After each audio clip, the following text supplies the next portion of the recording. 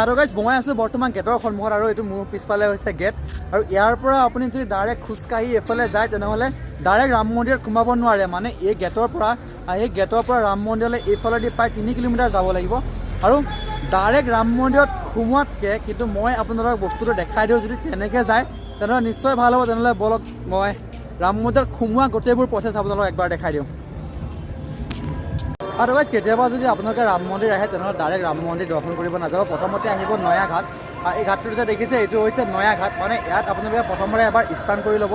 স্নান কৰি পেলাই আপোনালোকে যাব লাগিব হনুমানগিৰি মানে হনুমান মন্দিৰ বা তাৰপিছতে যাব ৰাম মন্দিৰ এইটো হৈছে নয়া ঘাট প্ৰথমতে গেটটোত হ'লে গেটৰ পৰা সোমাই আহি আপোনালোকে ডাইৰেক্ট আহিব নয়া ঘাটৰ পৰা যাবলৈ হনুমান মন্দিৰ তো এইটো হৈছে নয়া ঘাট ইয়াতে আপোনালোকে প্ৰথম স্নান কৰি ল'ব লাগিব তো মই বেক কেমেৰা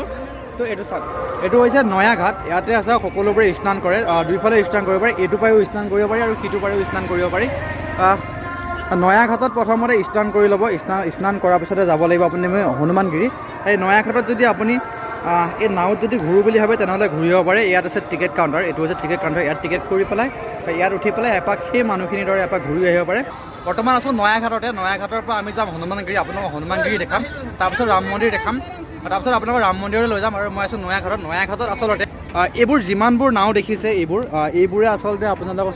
এই ব্ৰহ্মপুত্ৰখন আপোনালোকক ঘূৰাব এই নদীখন আপোনালোকক ঘূৰাব মাত্ৰ 120 টকা টিকেট লয় এইসকল চাওক এইসকলে ঘূৰি আছে আৰু এইসকলে অলৰেডি ঘূৰি পেলাই আহিলে আৰু মই আৰু দীপাংকৰ আৰু ৰূপজ্যোতি আমি বৰ্তমান বহি আছোঁ এইখন এপাক ঘূৰিবলৈ তেনেহ'লে বলক তাৰপিছতে যাম হনুমান মন্দিৰ তেনেহ'লে বলক এতিয়া এই ব্ৰহ্মপুত্ৰখন এপাক ঘূৰি আহোঁ জয় শ্ৰীৰাম জয় অসম জয় শ্ৰীৰাম জয় শ্ৰীৰাম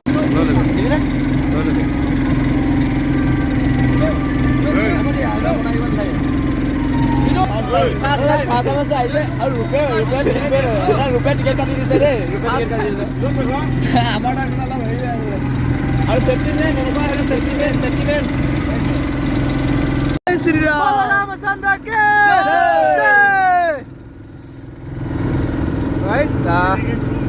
নয়া ঘাটত ফেৰীৰ ওপৰত জয় শ্ৰীৰামৰ নাৰা অসমৰ পৰা 1300 কিলোমিটাৰ খোজকাঢ়ি আহিলোঁ যদিও 1300 কিলোমিটাৰ কেনি হৈ গ'ল ভৰিতে ক'ত গ'ল নিজে নাজানো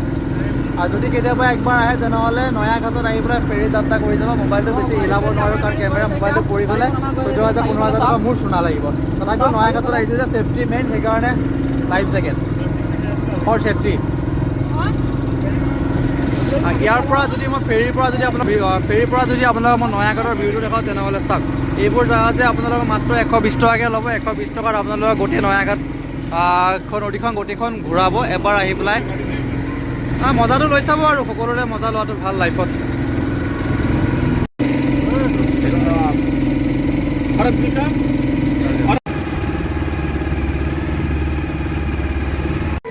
সৰ্বশেষত আমাৰ নয়া ঘাটত এই ফেৰীত যাত্ৰা কৰি পেলাই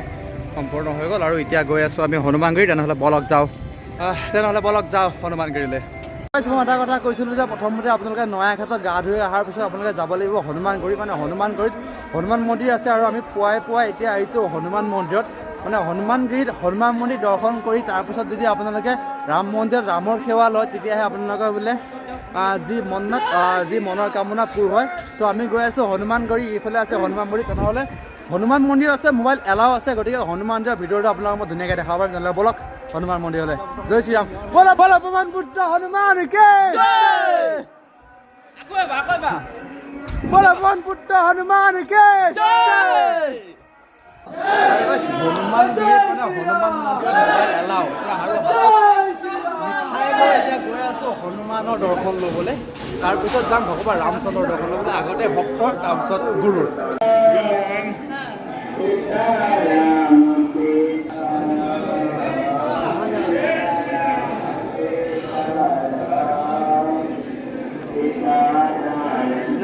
জয় শ্ৰীৰাম জয় শ্ৰীৰাম জয় শ্ৰীৰাম জয় শ্ৰীৰাম ভগৱান পুত্ৰ হনুমান কি পৰা আপোনালোকক আঁতৰাই দিব আৰু এফালে আমাৰ ল'ৰা আহি গ'ল প্ৰসাদ লৈ আৰু লগতে মালা লৈ পেলাই জয় শ্ৰীৰাম জয় শ্ৰীৰাম আচলতে জয় শ্ৰীৰাম সঁচাকৈ বহুত বেছি ভাগ্যৱান বুলি ক'ব লাগিব কিয়নো হনুমানক পিন্ধোৱা মালাডাল মোৰ ডিঙিত পিন্ধাই দিলে সঁচাকৈ বহুত বেছি ভাগ্যৱান বুলি ভাবিছোঁ জয় শ্ৰীৰাম সঁচাকৈ নিজকে বহুত বেছি ভাগ্যৱান বুলি ভাবিছোঁ, কিয়নো হনুমানৰ ডিঙিত পিন্ধোৱা মালাডাল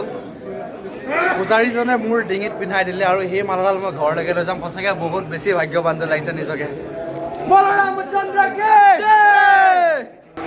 তো গাইজ, হনুমান মন্দিৰত মানে হনুমানগিৰিত হনুমান মন্দিৰত পূজা কৰি আপুনি যাব লাগিব ৰাম মন্দিৰ। যদি প্ৰথম হনুমান মন্দিৰত সেৱা কৰি তাৰপিছত যদি ৰাম মন্দিৰত সেৱা কৰে, তেনেহ'লে বোলে আপুনি যিবোৰ আশা লৈ আহে মনৰ আশা, সেই মনৰ আশাবোৰ পূৰ হয়। তো গতিকে হাতত মিঠাই লৈ ডিঙিত মালাডাল আছে, মালাডাল তাতে মোক পূজাৰীজনে পিন্ধাই দিলে। মালাডাল পিন্ধি লৈ ভাগ্য বুলিয়ে ক'ব লাগিব। হনুমানৰ ডিঙিত থকা মালাডাল এতিয়া মোৰ ডিঙিত। তো হনুমান মন্দিৰ পূজা কৰি এতিয়া আমি গৈ আছোঁ ৰাম মন্দিৰলৈ। তেনেহ'লে বলক। ৰাম মন্দিৰত যাব লগা হ'লে হনুমানগিৰিৰ পৰা ওলাই এইটো হৈছে মেইন মন্দিৰৰ গেট। মানে পুৱাই ক'লেই ইমান যে মেইন মন্দিৰৰ গেটটো চব দেখাই নাপাওঁ, মই মাত্ৰ মোৰ ওচৰতে আছে, কিন্তু ইয়াত ঠাণ্ডা ইমান বেছি গম নাপাব। তো এইটো হৈছে মেইন মন্দিৰৰ গেট, চবফালে পুলিচ এইবোৰ চাওক, পূৰা হাই ছিকিউৰিটিৰ মাজত ৰাখিছে। তো সেই ছিকিউৰিটিৰ মাজতে যাব লাগিব। অলপ জেগাটো মোবাইল এলাও আছে, তাৰপিছত নাই। মানুহ যিমান তাতকৈ পুলিচৰ সমাগম বেছি। চাওক, মানে মানুহ যিমান পুলিচে কিমান বুলিয়ে ক'ব লাগিব, পূৰা হাই ছিকিউৰিটি। মাত্ৰ আধা ৰাস্তালৈকে মোবাইল এলাও দিব, তাৰপিছত মোবাইল নট এলাও।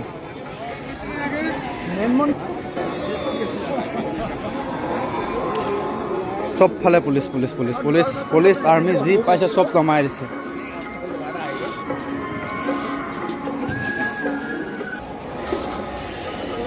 সেইফালেদি যাব লাগিব। আচলতে আমি